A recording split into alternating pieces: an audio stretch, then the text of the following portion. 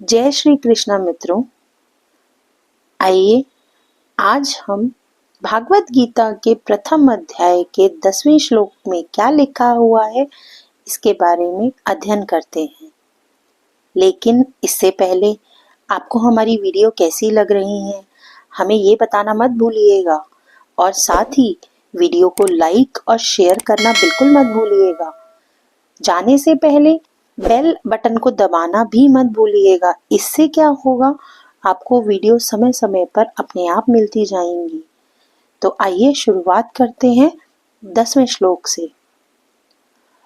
अपर्याप्तम तदस्माकं बलम भीष्माभिरक्षितम् पर्याप्तम त्विदमेतेषां बलम भीमाभिरक्षितम्।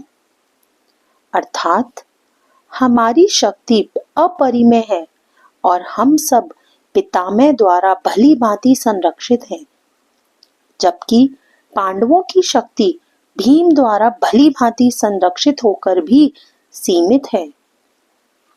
इस श्लोक का तात्पर्य है, यहाँ पर दुर्योधन ने तुलनात्मक शक्ति का अनुमान प्रस्तुत किया है। वह सोचता है कि अत्यंत अनुभवी सेना नायक भीष्म पितामह के द्वारा विशेष रूप से संरक्षित होने के कारण उसकी सशस्त्र सेनाओं की शक्ति अपरिमेय है। दूसरी ओर पांडवों की सेनाएं सीमित हैं, क्योंकि उनकी सुरक्षा एक कम अनुभवी नायक भीम द्वारा की जा रही है, जो भीष्म की तुलना में नगण्य है। दुर्योधन सदैव भीम से ईर्ष्या करता था, क्योंकि वह जानता था कि यदि उसकी मृत्यु कभी हुई भी तो वह भीम के द्वारा ही होगी। किंतु साथ ही उसे दृढ़ विश्वास था कि भीष्म की उपस्थिति में उसकी विजय निश्चित है, क्योंकि भीष्म कहीं अधिक उत्कृष्ट सेनापति हैं। वह युद्ध में विजयी होगा, यह उसका दृढ़ निश्चय था। अयनेषु च सर्वेषु यथा भागमवस्थिता भीष्ममेवाभिरक्षन्तु भवन्तः सर्व एव हि। 11वां श्लोक हमको यह बताता है, अतएव सैन्य व्यूह में अपने अपने मोर्चों पर खड़े रहकर आप सभी भीष्म पितामह को पूरी सहायता दें।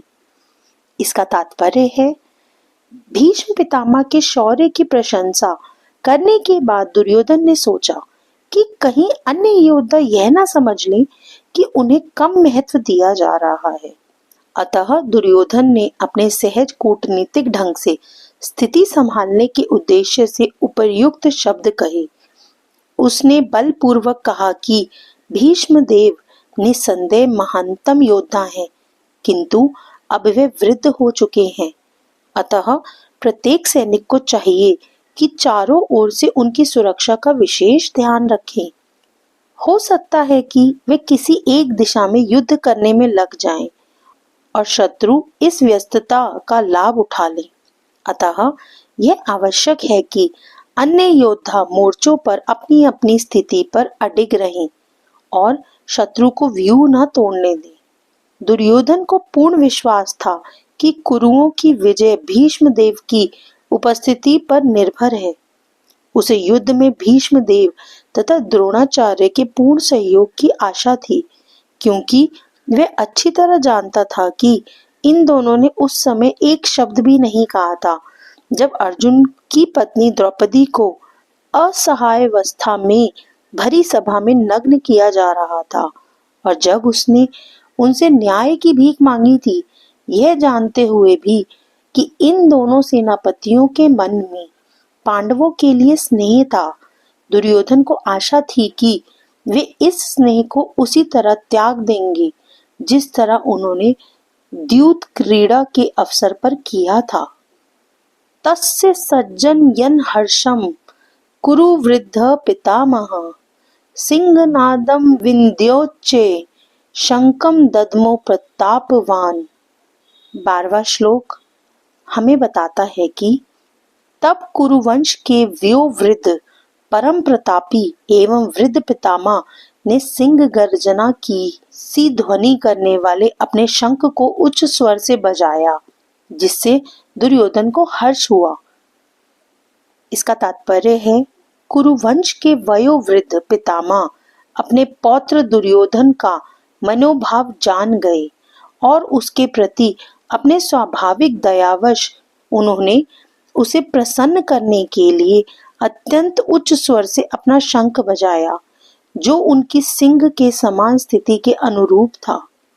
अप्रत्यक्ष रूप में शंख के द्वारा प्रतीकात्मक ढंग से उन्होंने अपने हताश पौत्र दुर्योधन को बता दिया कि उन्हें युद्ध में विजय की आशा नहीं है, क्योंकि दूसरे पक्ष में साक्षात भगवान श्री कृष्ण हैं। फिर भी युद्ध का मार्गदर्शन करना उनका कर्तव्य था और इस संबंध में ये कोई कसर नहीं रखेंगे।